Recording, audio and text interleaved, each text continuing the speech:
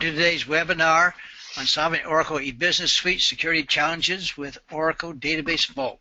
My name is Phil Ryman. I'm the Director of Business Development at Integrigy, and I'll be the moderator for this e-learning session. The speaker today is Stephen Coast. Steve is the Chief Technology Officer and founder of Integrigy Corporation, and he's been working with Oracle products since 1994. For the last 14 years, Steve has focused on the security and auditing aspects of the Oracle Business Suite and the Oracle Database, and has written and presented on the topics at various national and regional conferences, including OEUG, IOUG, and the National Collaborative Conference. I'll now turn it over to Steve. Thanks so much, Phil. Today we're going to talk about Oracle Database Vault and specifically how to solve specific security challenges within the Oracle Business Suite. And these security challenges are ones that we've actually addressed with a number of our customers and how they actually use Database Vault to solve those specific challenges that were coming from maybe IT security or internal audit. They were struggling with, and they had to work with a unique solution to solve it. And Database Vault works very well in a number of specific security challenges facing many Oracle Business Suite customers. So we'll start off with a brief overview of Oracle Audit Vault, or Oracle Database Vault, and then talk about Database Vault specifically with eBusiness Suite. And then two specific challenges we'll talk about. One is overprivileged accounts and how to deal with those, and then also how to deal with direct database access. Before we get started, a quick overview of Integrigy. Integrigy specializes in Oracle eBusiness Suite security. We've been doing this since 2001. And we have two sides of our business. One is a set of products that help you secure your Oracle eBusiness Suite environment. The first being AppSentry, which scans and audits your eBusiness Suite environment to check for misconfigurations, missing security patches, default passwords, and things like that. And then our second product is AppDefend, which is an enterprise application firewall for the eBusiness Suite, which helps to block known security vulnerabilities patched in the Oracle quarterly patches, blocks common web vulnerabilities like SQL injection, cross-site scripting, and blocks a number of misconfigurations and other issues in Oracle Business Suite. Then we also have a set of services that we offer. We do on-site security assessments, security design work. So a lot of the work and presentation today is based off of our security services. So what have we actually seen at our clients? How did we help them solve their challenges using Oracle Database Vault? So enough about Integrigy. So let's talk a little bit about Oracle Database Vault. So Oracle Database Vault is an enhanced layer of protection for the Oracle database. So there is the existing set of table and object privileges, system privileges, and role privileges. And the purpose of Database Vault is to provide even more protection, to provide some very specific controls that allow you to protect either sensitive data, limit access to the database, and even limit access and execution of individual SQL statements. As an example, you can change who can actually execute the create user statement. One of the main purposes of Database Vault is to provide much more segregation of duties within the database environment. So the DBA typically today is doing security functions. They're creating users and things. And the idea of Database Vault is you can now move those type of functions off into other parts of the organization like IT security. So there's a security administrator for databases who's actually creating database accounts and doing those type of things. One key aspect, though, of Database Vault is that it is an add-on option. It is licensed separately, and so you do need to have a license to use it. Some of the key Database Vault capabilities are that Database Vault works very closely with the existing privileges. So there's object privileges, system privileges, and role privileges, and Database Vault doesn't change the way those work. What it does is basically gives you another layer and can take those privileges and fine-tune them. So if you give someone select any table system privilege, they can select any table. Well, Database Vault now allows you to actually fine-tune that select any table. So you may not want them to select HR data, but be able to select everything else in the database. This is the purpose of Database Vault. This is where it fits in. Fundamentally, it taketh away privileges, but it never giveth. So there's no way that you can, within Database Vault, grant something that somebody doesn't have a privilege underlying in the database. It also has no effect on things like direct object privileges. So it works very well with system privileges like select any table, but if I specifically grant out a table to a user, Database Vault doesn't have much control over that. And it also has no effect on public object privileges. So within the Oracle database, there's 30 to 40,000 public privileges granted by default. Database Vault doesn't do anything related to that. Then the other key feature is command control. So it's basically providing very detailed control around specific SQL statements. So you can take any SQL statement and actually provide more granular control to actually who can execute it and what objects they can execute it against. And finally, just like the normal object privileges within the Oracle database, I can grant out a view or I can grant out a table, and Database Vault works the same way. So I can actually explicitly block a table, but if someone's been granted a view on that table, they can still actually access that view. I would have to do Database Vault rules with both the views and the tables. So there is no secondary layer of control over views. You have to work with them both explicitly as you do with object privileges today.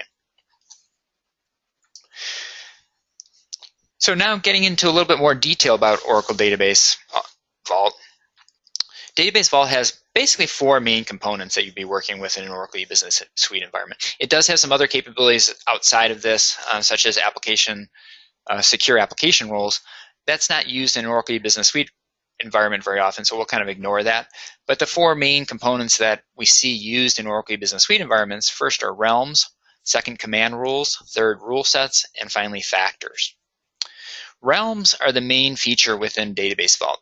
So realms control access to data, specifically limiting system privileges like any. So in most cases, and where we see Database Vault usually implemented is, let's say I've got an Oracle E-Business Suite system with running financials and HR. Well, I only want certain users to actually access the HR data. But if I grant out someone's a privilege such as select any table, that person can access all the financial data and the HR data. A realm is basically saying, I want to create an HR realm and protect that data. I want to maybe create a financial realm and protect that data. So therefore, I have to specifically grant out the HR realm to someone so they can use the select any table privilege to do it. Because today, if I just grant out the select any table privilege without Database Vault, they can access any table in the database. But if I now create a realm around the HR data, they would specifically have to have a Database Vault privilege to access the HR data. Command rules are also frequently used with the Oracle E-Business Suite environments. So I can actually now take any SQL statement and fine-tune it, such as an alter system statement. So alter system lets me change initialization parameters. Well, I have no granularity about, if I just grant out alter system to a user, I don't have any granularity about what initialization parameters they can change. Well, with Database Vault, now I can actually specify in detail what system initialization parameters that person can actually change. So not only do they get alter system privilege, now I can actually say, well, they can only change these couple initialization parameters. The third component is rule sets, and rule sets are used to actually fine-tune the realms and command rules.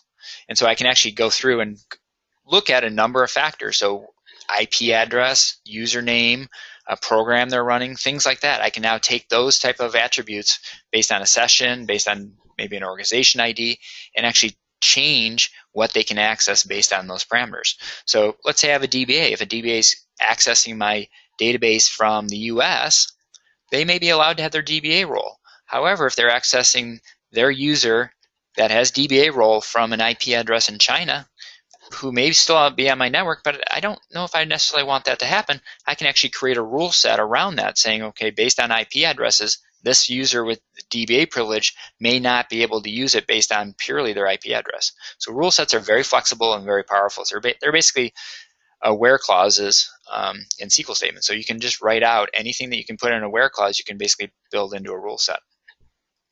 And then finally, the last piece is factors.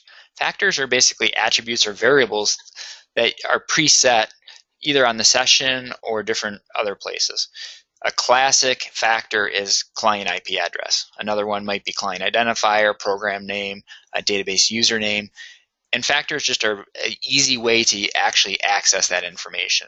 So now I can basically create a rule set with a factor, and a factor, let's say client IP address, and I can just check if someone has their IP address, if the IP address ranges in China, if they're in the United States, and then make a decision based off of that. So these are the basic components within Oracle database vault. And now we'll kind of build these up and show you how these could be used in an Oracle E-Business Suite environment and how they're typically used for many of our clients. Another very powerful feature of the database vault is what it can do in terms of auditing. So the Oracle database has very strong audit capabilities. Database Vault now adds in another layer of auditing. So now anything that's being done with the database vault realms and command rules and things like that are fully audited. So I can actually audit on success, audit on failure. Most people actually just audit on the failure. So if I have a specific database vault audit rule, I can then go through and say, if someone is trying to access that object and they don't have permissions based on the database vault realms or command rules, I can actually audit that failure and then create alerts and things like that. I can do reporting within Audit Database Vault. So that's a brief overview of Database Vault. Now what we'll do is specifically start talking about Database Vault in Oracle E-Business Suite. The first thing to consider is there is a certification issue with Database Vault and E-Business Suite. So Database Vault has been certified for E-Business Suite since 10.203 and subsequently many versions after that. However, there are some limitations here. So one of the key limitations is Oracle Database 12c has not yet been certified with the Database Vault and E-Business Suite. So 12c is certified with Oracle E-Business Suite, but there is a separate certification for the Database Vault and E-Business Suite. As of this point, the certification is pending, and we are not sure because Oracle doesn't release future dates of when that might be. So as of today, 12c for the database is not certified. Then also 12.2 for the Oracle E-Business Suite is also not certified. So if you do want to run Database Vault with Oracle E-Business Suite, there are a number of versions, so the green check marks here clearly show you what versions. We strongly recommend 11.204 for the database. It seems to be the most stable and feature-rich implementation of Database Vault, but you can run it back a number of different versions without losing much functionality. But the key here is that 12.2 for the E-Business Suite and 12c for the database are not yet certified. So if you have upgraded to those versions, you can't use Database Vault at this point until it's been certified by Oracle. To find the certifications, again, Database Vault is a separate certification. So if you go into My Oracle Support, 1 under Certifications, then 2 pick your version, and then under the databases for that version, there is a separate line item there marked as 3, Oracle Database Vault shows up. And so you do need to check what the certification is. And as you can see, 12c is not listed here as a certified version for 12.1.3, even though the database is certified in general. So when you're implementing Database Vault with Oracle E-Business Suite, there's a couple MetaLink notes, and the one key piece of documentation is the Database Vault Administrator's Guide. So for Oracle E-Business Suite Release 12, 12.0, and 12.1, there's one MetaLink note, and then for 11.5.10.2, there is another MetaLink note. Basically, to get this up and running and installed, this is the two pieces of documentation you need. You basically need the one MetaLink note based on your version and the Database Vault Administrator's Guide, and that's really all you need. It's a fairly straightforward implementation, works fairly well. It's fairly well documented. There's not a lot of tricks or anything to it. The big challenge, though, typically with a lot of products is it's the configuration after. What are you going to do with it? But to get the base technology stood up, working, blocking at least some major things, it works fairly well out of the box. Again, you do need a separate license for it. So if you're going to install Database Vault for E-Business Suite, basically what are the steps? First thing you want to make sure is your version is certified. So again, it's a separate certification for the E-Business Suite and the Database Vault, so make sure the versions all line up there. And Integrigy is recommending at this point 11.204 for the database.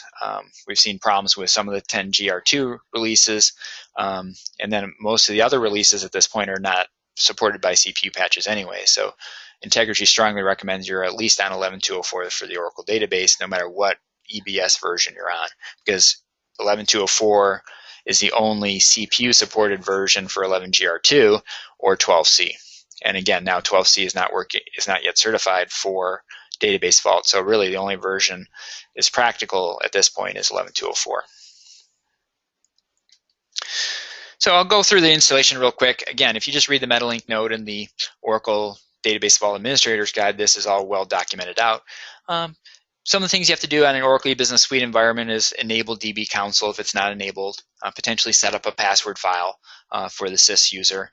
Those are requirements. You basically, to enable Database Vault, it's already pre-installed with 11.204. So all you really have to do is just run a make statement and re-link one of the key Oracle libraries, and you turn on Database Vault, you turn on label security, and that's the main feature for doing the low-level technology. And then the third piece you do is you run Database Configuration Assistant, DBCA, and you go through and do a couple steps in there, and that will actually load in and create the different users and schemas within the Oracle database that Database Vault relies on. And so when you run DBCA, really the key screen you see here is just, it's asking you for the Database Vault owner, the Database Vault account manager, accounts, and passwords. So you go in here and create up 2 different database accounts. It will actually create 5 total. So this is only 2, but these are the 2 that you'll actually be using when you're using Database Vault. And then this second part of the installation is actually the EBS specific piece. There are a number of EBS Database Vault patches that need to be installed. And these patches aren't really changing much in the eBusiness Suite at this point. What they're doing is just giving you the SQL scripts that create the different realms and the base setup for Database Vault for an eBusiness Suite environment.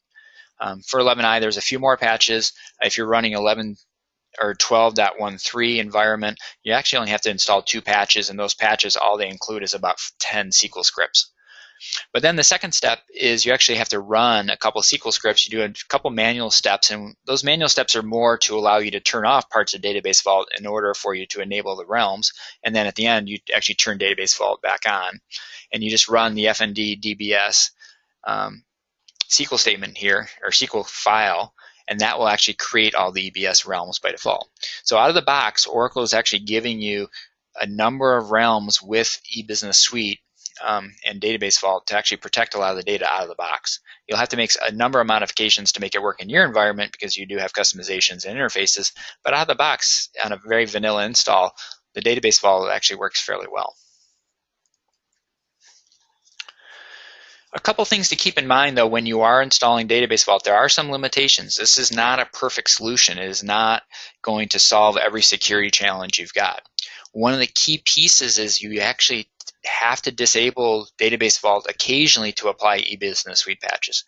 This is much better than it used to be because you had to disable it for almost every patch. Today, you do have to disable it for any patch that creates database schemas. Unfortunately, Oracle doesn't give you that information ahead of time, so you don't quite know when you're just grabbing a patch and trying to apply it if it actually creates a database schema. The only patches that do create database schemas are ones that are actually including new modules, and those tend to be any major upgrade. So if you're going from 12.2 to or 12.1.2 to 12.1.3, that would actually create a number of database schemas. So in that case, you would have to turn off Database Vault. And in terms of turning off Database Vault, it's really not fully turning it off. All it's doing is actually granting additional privilege to the system database account to actually allow it to create those accounts. So you're disabling some of the Database Vault restrictions, not completely disabling it and turning it off. But again, if you're trying to really protect against some of the DBAs can potentially do things, but they already have the app's password, so they can already access the sensitive data. Another time you have to disable Database Vault is when you're actually doing database upgrades. So when you're going from, let's say, 11.203 to 11.204, you actually have to turn off Database Vault to do that upgrade. And then the final piece is there is an issue because Database Vault out of the box restricts severely the creation of database accounts and changing of passwords. So anybody who can change passwords after Database Vault's installed needs a very special role called DV Account Manager role. That allows you to create both accounts and also change passwords. And when you're changing EBS passwords using like FND CPass, well, the first thing you'd have to do is when you run FND CPass, you type in the System Manager account to actually change all the passwords. System Manager or System does not have that privilege to change passwords anymore. So therefore, you have to actually use the DV Account Manager role. If you're doing a segregation of duties here, this would be normally a function performed by somebody in IT security anyways, or somebody who's now the database security administrator. So it kind of makes sense and this actually works, but they would need to be able to go into the OS level of the database server or on the application server and run fnd CPS. You can also use AF password. Does better support for database vault, so you don't actually need to type in the system password. It has additional capabilities to allow you to change the passwords using that. So these are a couple caveats to at least limitations. So again, it's not providing you very complete protection against the application DBAs, but it is in other areas. So the application DBAs are the ones that, yes, they're prevented from doing certain things, but if you have the system or apps password, you still really have full control of the database, and database vault's not providing you a lot of protection there. So out of the box, Oracle actually installs a number of different realms. So we talked about realms. Realms protect sets of tables or schemas or other objects within the database. And so out of the box, when you install Oracle Database Vault, it will give you a number of realms just for database vault. And those include account management. So again, if you're trying to change passwords, create database accounts, change database profiles, you do need the DV account manager role, which is not assigned out to apps or system or sys. You have to use a specific account or grant this role out to those users you want to use that capability. Oracle Data Dictionary.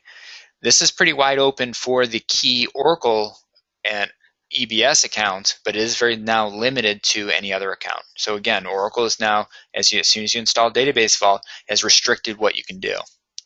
The third one here, the third realm created by default is a Database Vault specific realm. So again, it's protecting its own data. So Database Vault does create a couple schemas, DV-Sys, then for label security, LBAC-Sys is also created. And this realm, the Oracle Database Vault realm, is now protecting Database Vault and label security. And then finally, Enterprise Manager. So if you are using Enterprise Manager, the DBMS and P count, the sysman account, those do need access to a certain amount of data. But again, Oracle is creating a realm here to limit what those accounts can access. So that's the out-of-the-box Database Vault realms that are created. So if you're installing Database Vault for any database besides EBS, these are the realms that would be created. Just for an Oracle EBS environment, when you run that SQL script, it will create a number of realms by default. And these realms out of the box actually provide pretty decent protection for the Oracle E-Business Suite. So again, what it's trying to do is limit access. So if I grant somebody out, select any table system privilege, and they're not assigned one of these realms, they can't actually access any EBS data out of the box. So these are pretty good realms. They're very broad. They have a lot of different tables. They're not very granular at all. So like EBS realm provides access to all different product schemas. So the apps, AppleSys, system account have access to the EBS realm. So any GL data, HR data is within the EBS realm. And that one is assigned out to basically the key Oracle E-Business Suite accounts and every product schema. So here, Database Vault's providing you some protection, but if I forget to change a password on a schema account, let's say GL or HR or something like that, if someone can sign on to that, they still have those privileges of those accounts, and it's pretty wide open. Who doesn't have access, if you create a custom account, don't assign it the EBS realm, it cannot access any of the EBS data, even if it has select any table system privilege. So that's kind of where the key comes in. Now you have to then layer on your own security for your own custom accounts, interface accounts, and things like that. Then also within the E-Business Suite, there are a couple of additional realms. One, AppleSys. So the AppleSys account is protected. So now instead of being able to access other schemas, it can only access its own tables. The app schema is fairly broad. Again, it can access everything in the app schema, and it's also part of the EBS realm, so it can access everything.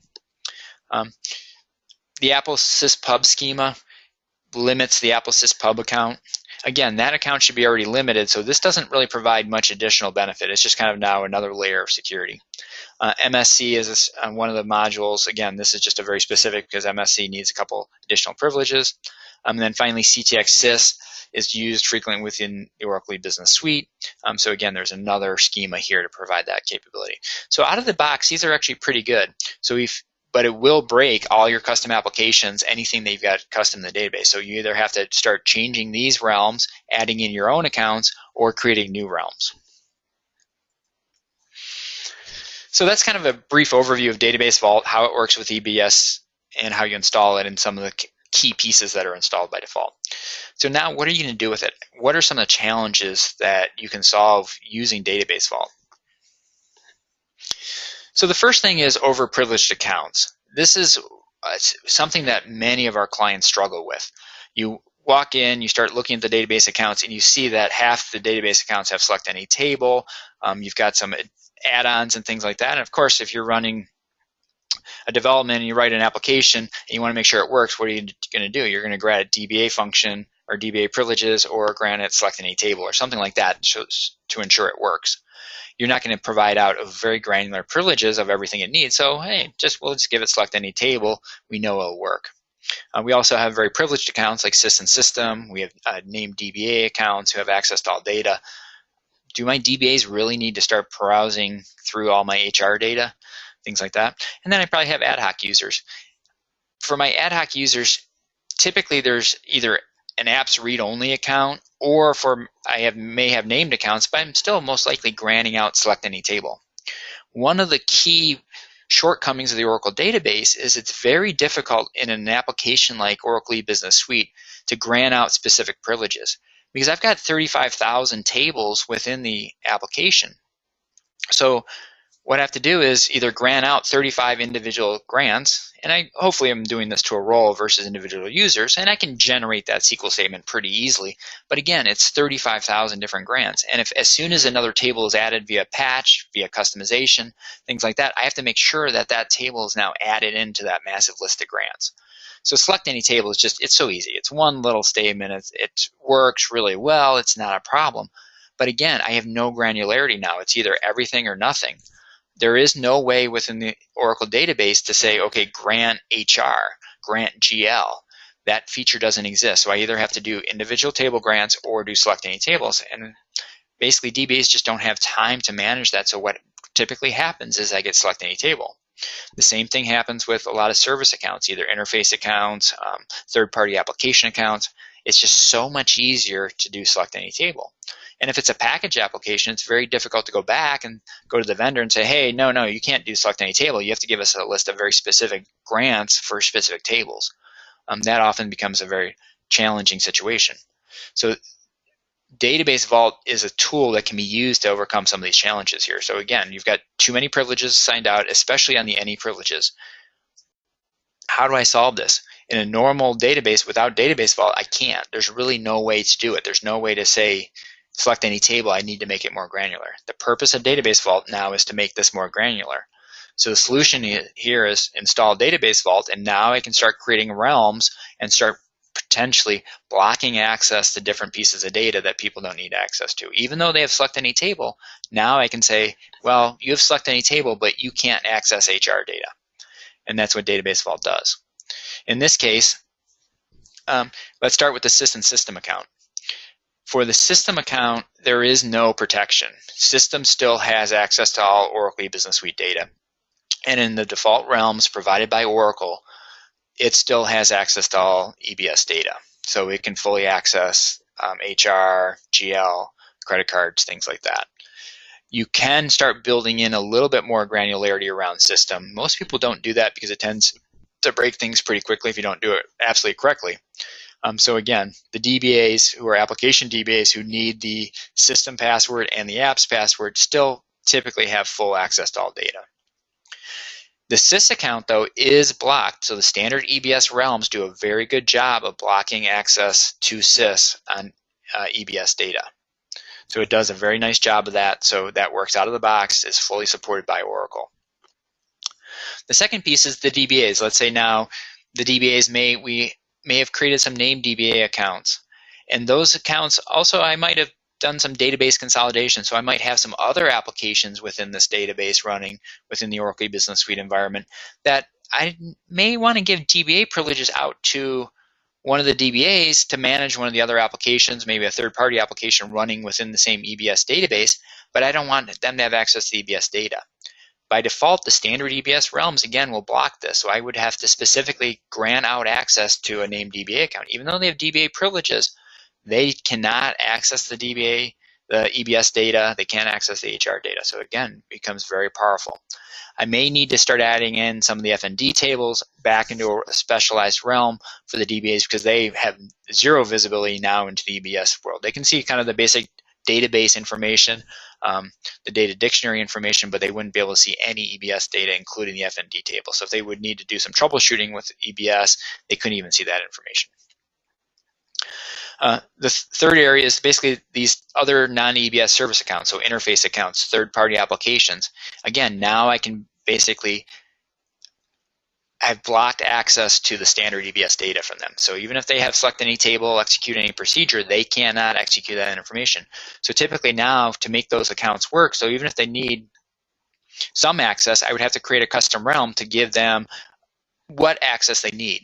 So they may not know what exactly they need, but I can now say, okay, yeah, you need general ledger, you need fixed assets, but you don't need HR. So I can create a realm of maybe just general ledger and fixed assets to allow that interface to work properly. So even though I don't know the granular privileges, I can at least cut out a lot of the data access. The goal at the end of the day is always to have the account at the base level with just object privileges and system privileges to have least privilege, but there's so many cases where I have an account with select any table and basically due to technical or business constraints, I can't really revoke that. And then finally for the ad hoc users, now I can actually still grant out select any table, but I can now limit to exactly what they have, what they can access and what they can't access. So how would this look in a typical Oracle E-Business Suite environment? So typically what I'd first do to make this work is I would start creating some realms, and a realm often is fairly wide open. You can create realms that are very specific, so I could just take the PER all people F table and put that in a realm and just have that as an access control. Or I can basically just take HR. So most of our clients are basically taking the realms and restricting it to schemas. And this works fairly well. It is fairly broad in terms of access control, but again, you're trying to limit it as much as possible, but grant access where it's appropriate. And usually when you look at the business requirements, somebody either needs access to HR or they don't need access to HR. And then the second layer is, okay, if somebody does need access to HR, they may not need access to Social Security numbers. So typically what we do is two layers here. One is a very broad brush in terms of you need access to HR or you don't need access to HR, and then take the HR users and then try to segment them out to a set of users who need sensitive data and those who don't need sensitive data. The goal is to try to avoid the individual objects whenever possible because it just becomes more of a maintenance nightmare. Potentially, if you create too many rules, it can also cause a performance issue. One interesting thing here is when you're creating a realm, you actually basically create the object owner. Then you use some percent signs for object name and object type, so the object name can be a specific table, a specific package, things like that. And object types can be tables, views, so I can grant access to all views or I can grant access to all tables. So it's somewhat flexible. As soon as you see the wildcards there, you can say, oh yeah, I can now put in a wildcard for parts of a table name.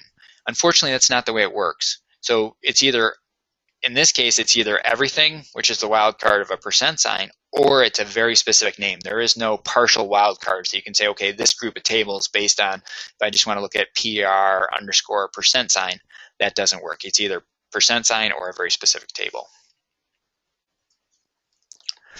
So how do most people implement this? What is kind of a good scenario to do it?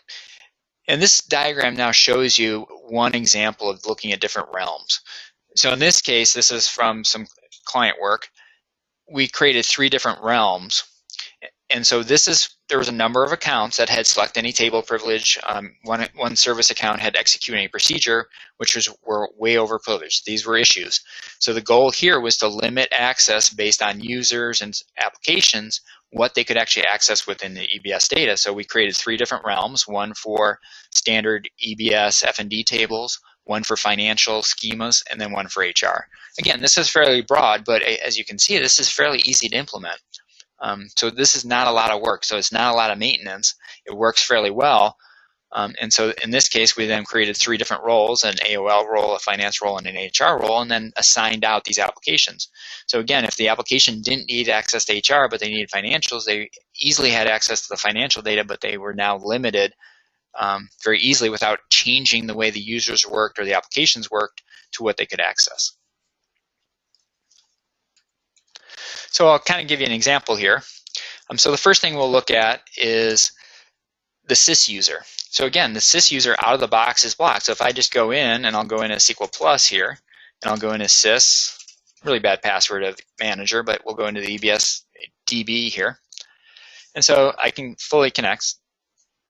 Oops, I need to do it as sysdba. So again, I'm connecting as sysdba, a very privileged account here.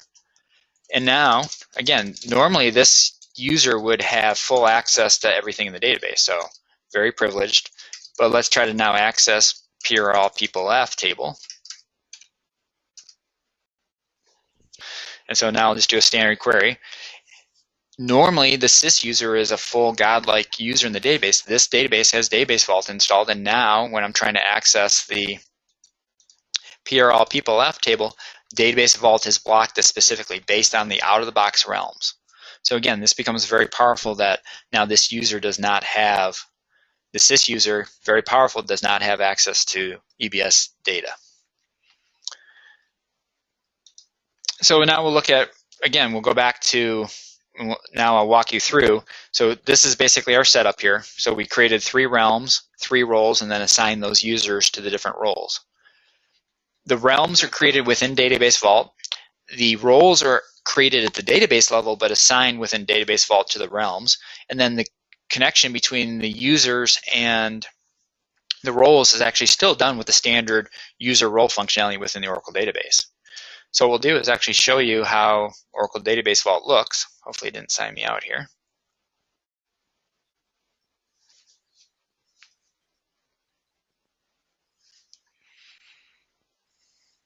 So this is just on a test box, so it is a little slow. But again, it signed me out, so I have to sign in.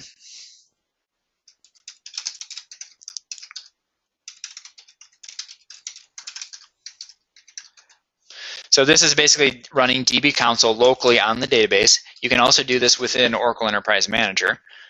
But if DB console is up and running, there is a Database Vault component to it. And so we'll go in and now look at the realms we created. So again, this is kind of the user interface. And we can go and look at the HR realm we created here.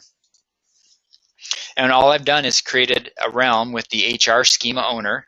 % here says everything within the HR schema is allowed. And then the HR role, which is a database role, has access to it. So it's actually a fairly simple setup. So now if I go into SQL Developer here, I've got 2 users. My first user is called Integrigy Select. So I'll do select star from user sysprivs. And within my user, this user has select any table. So this user should be able to access the HR data normally. So what we'll do is then do a select star from HR. Again, we'll just pick on the PRL people F table. And this user will attempt to access it. And again, based on the default realms out of the box, this user does not have access to it. Even though it has select any table, it cannot access the PRL people F table. So this is the key HR table that contains Social Security numbers. What I'll do is now log out. And I'll actually go over and grant. And remember, we created this HR role, and I'll grant it to my user Integrigy Select.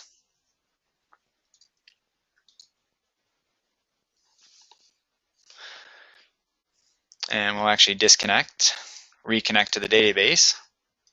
And when you do role assignments within the Oracle database, a role assignment is valid for the entire session. So until someone actually signs out, they still will have that role, even though you've taken it away or not granted it.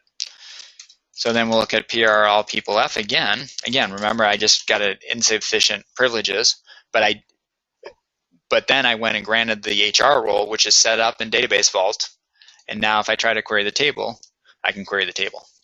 So that's a real basic level setup. Again, this is fairly easy and it's not super complex, but it actually works really well. Now this user's got select any table. If they didn't need access to the HR data, they wouldn't. And all I had to do was create a couple of very easy to create realms. And again, this isn't rocket science at all. And I have solved the key problem. So I've got a lot of very privileged users with select any table. I want to block access to certain things like HR. I was able to do that very easily. But then for the users who need it, I was able to do it very easily by just using a simple role. And there's a dozen different ways you can do this. This is just one example. I kind of picked a fairly simple one. But this is how easy Database Vault is to set up. It takes a little bit of time to figure out exactly what you want to do, how you want to do it. But it doesn't have to be a real complicated, deep, super involved configuration. This is kind of what we see, and most often we see it a little bit more complex than this simple example, but it's not much more, and that's the key about Database Vault. Once you get it up and running and installed, it's actually fairly easy to work with, fairly easy to grant out roles, and you can solve this select any table, execute any procedure, these highly privileged accounts fairly easily. And you can take this to a very deep, deep extent. But again, this is if you just want to solve a very simple problem here where you've got many people selecting a table, it's fairly simple to do.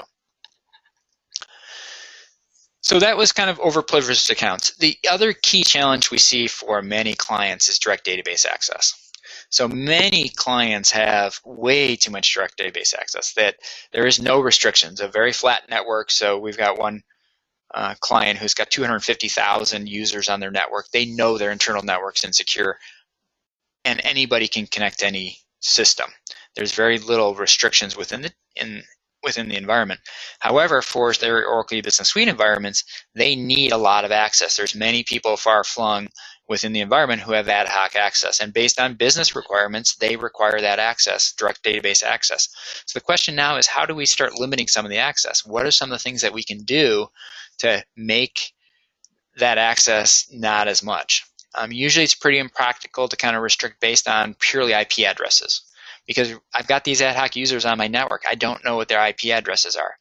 But again, maybe the apps user, I don't want everybody in the world being able to connect as the apps user. Maybe for the DBAs, I don't want everybody connecting, as an example, in China. So it'd be perfect environment, perfect world is just say based on IP addresses, we'll only let these couple IP addresses. Unfortunately, that doesn't work very well. One of the key security changes that we recommend to every client is if you can limit direct access to the database, you can dramatically reduce your risk. So the key is for direct database access, the real big risk is an attack.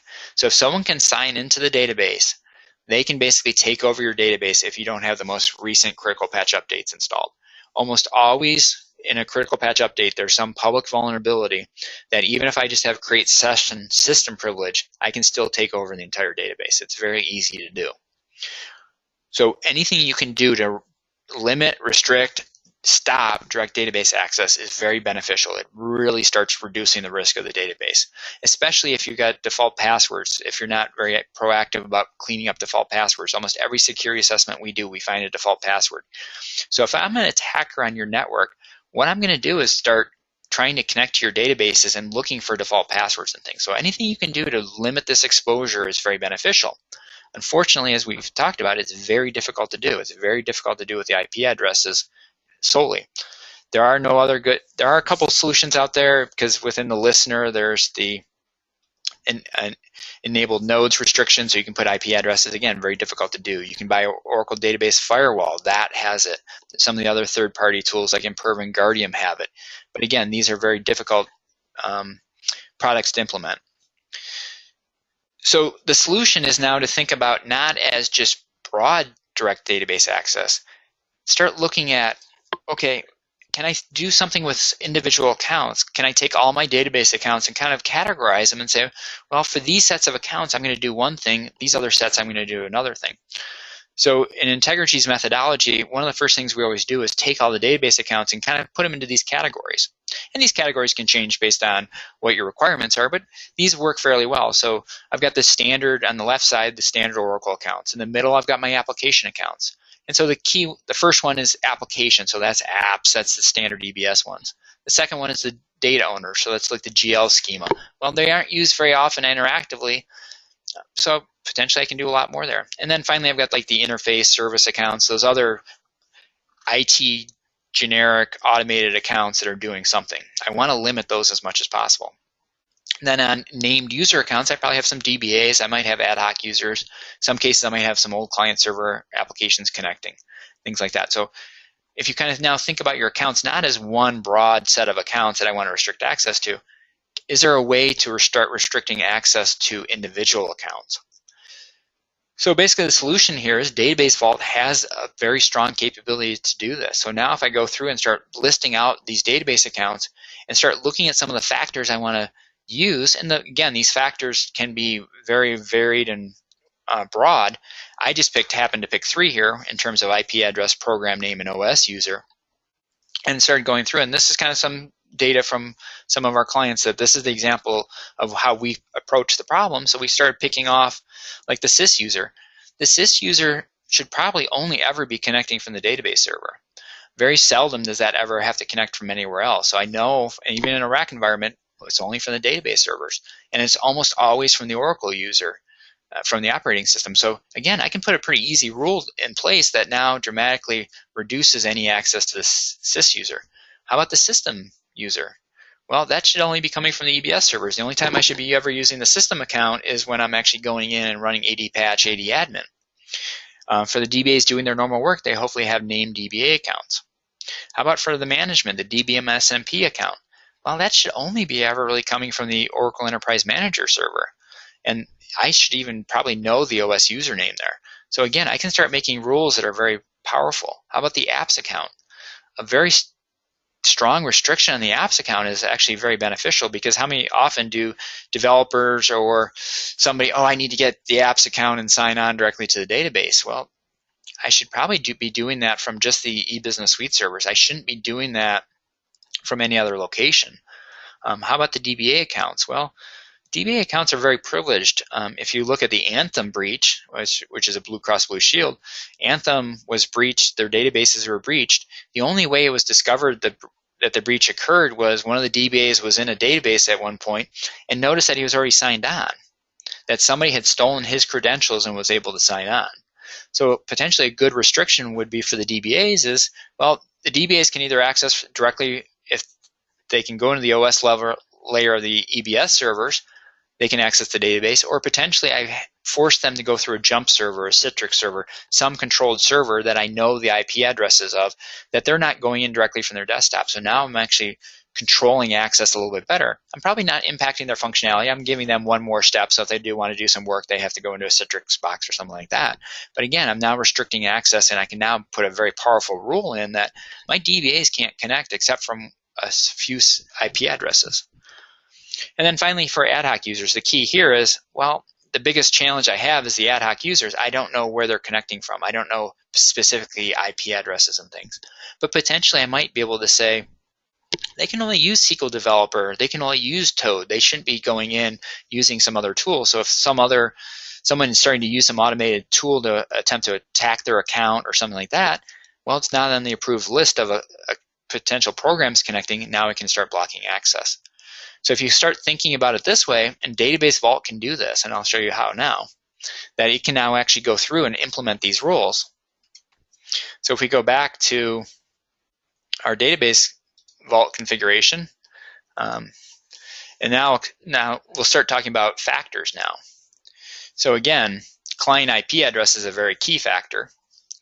And so we'll look at the client IP here. So Oracle comes out of the box with a number of factors, one being client IP. And a factor is actually really simple. A factor is just anyone who's a DBA on the call will know sys context. And so basically all a factor is doing is calling once for every session. So it's very high performance. So there's for every time a session starts, Oracle Database Vault runs, and when the session starts, it actually runs a couple SQL statements. So again, this isn't being run every single time someone's doing something. It's run and cached in memory. And so now that's basically what a factor is. So now I can use IP address, client IP here in all my rules for Database Vault. I can actually now make decisions based off of that. It's very easy to do your own. So in this case, program name is not a standard sys context variable.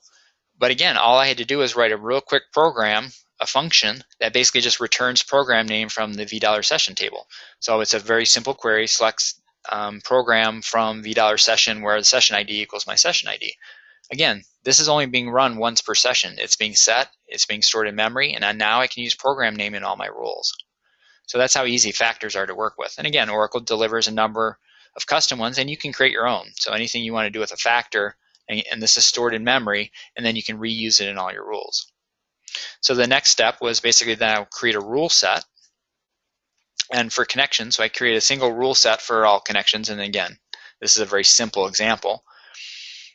And in this case, I can create and evaluate it based on different things. But what I'm doing here is I'm creating a rule, and let's say, and this is a very generic kind of staged example, but I'm creating a rule here that says if my user is scoast, that's me, or my OS user is from my desktop, and so this is now also enforcing a little bit of the OS sign-on. So who's ever signed on at the OS of the operating system, my database user is Integrigy Select that we've been using, and my program name is SQL Developer. Only if those three things line up will I allow that user to connect. So again, in this case, we're basically specifically trying to block, so unless they're using SQL Developer, they can't. The Integrigy Select user can only connect if they're using the SQL Developer product. One issue here, though, is I can spoof program name and OS user fairly easily. So these are not the most robust rules. But again, they work fairly well. They're not going to catch absolutely everything, but they are going to knock down a lot of low-hanging fruit fairly well. So that's my rule set. And then basically what I do is go and create a command rule. And in this case, it's just a connect command rule. So this rule will execute whenever anyone's connecting to the database, and then I'll actually execute that rule set, and I can have dozens of rules within that rule set that would then say, okay, based on all these different scenarios, who's allowed to connect and who's not allowed to connect. And so that's basically how easy it is to do these command rules and create a connect rule. So now I'm basically, what my goal here was to implement this chart in that command rule, and instead of having one rule, I would probably have 10 rules in there. But it's fairly high performance. There's usually no performance issue just on the connections. And then what we'll see is we'll go in, and I was able to connect here, so we'll disconnect and just prove that for that rule I can actually connect to the database. So I'm in SQL Developer in my rule set if the Integrigy Select user can connect with SQL Developer. Well, what happens now if I go into SQL Plus? So now I'll go into SQL Plus. I'll go in as my Integrigy Select user. My password is password. Again, this is a demo environment. And now I'll try to connect as Integrigy Select with password. I was able to fully connect with SQL Developer, but now in SQL Plus, when I try to connect as SQL Plus, I get this basically error that I violated a command rule violation. And so purely based on the rule evaluated if I came from the scoast user signed into the operating system, the Integrigy Select user, and then finally what program the user is using. In this case, it was SQL Developer, it worked. If it's SQL Plus, it did not work. So again, I'm now blocking access. And I can block this based on IP addresses. So let's say for my apps user, I can basically grab also dynamically by looking at like the FND nodes table, that connection information. So I can look at the IP addresses. So just for my EBS servers, I can make those factors and rules very, very powerful in what they can do. So again, this isn't, as you saw, these rules were actually fairly simplistic to implement. So this provides you a very powerful layer of protection that it's not complete, it's not 100%, but now I've done some very important things. So now no one can get the apps user, in case in this here, my interactive user, A1, is my apps user. I've blocked my apps user just on my EBS servers. That's the only place it can connect from. So not without a lot of work, I can actually do those type of things. But I'm still allowing my ad hoc users to connect from anywhere. I might be limiting them on program names, but at least I've restricted access. I'm limiting the risk as much as possible without having to sit there and say, no ad hoc users, every single IP address I have to know. I've gone through and done at least a couple basic things, and I've restricted, and I might be cutting out a lot of junk, so maybe 50% of my connections now I'm blocking a lot of potential access to things that an attacker would go after.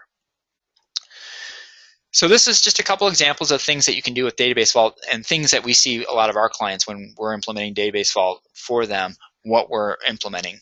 Again, very simplistic examples, and you can get very powerful. But this shows you some of the examples and how powerful Database Vault can do and how it can solve some of these security challenges. So most people have this direct database access challenge. They have the select any table challenge. They need to resolve it, and Database Vault can do that for you. And I'll turn it back over to Phil to see if we have any questions. Thank you, Steve. Very informative on Database Vault. Have just a couple here. The first one I'm not sure we can answer, which is how much does Database Vault cost? Yeah, so Database Vault is an add-on option, and it's priced per processor. And I looked at the price list the other day, and it was $11,500 per processor. So it is not the cheapest solution, and that's then discounted often. So, but it's priced similarly to the way Advanced Security is, the other key Oracle add-ons. Got it. Next question: is there a performance impact when running Database Vault? Just like with anything, including auditing, you can shoot yourself in the foot if you get a little too crazy with it.